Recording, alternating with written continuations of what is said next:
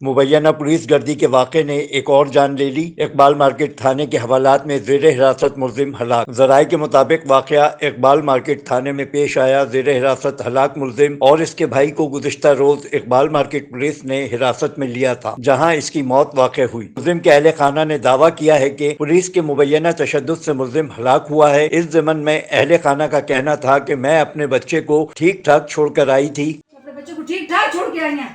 مجھ کو بڑا پتر چاہیے، مجھ کو بڑا پتر چاہیے، مجھ کو بڑا پتر چاہیے۔ بڑے بال پٹین راتی پڑتے پتھر پتراؤ کی تین بڑے بچے کو بند کر کے راتی پڑتے کرتے برسائن اور پھر بھی موبائل تھا کہ انہیں بھی کچھ نہیں کیتا انہیں سیڑا نہیں۔ اہل خانہ کا مزید کہنا تھا کہ ہمیں انصاف چاہیے، میرے بھائیوں کے ساتھ بہت برا کیا گیا ہے۔ انصاف چاہیے کیونکہ میرے بھائیوں کے ساتھ بہت برا کیا جا رہا ہے۔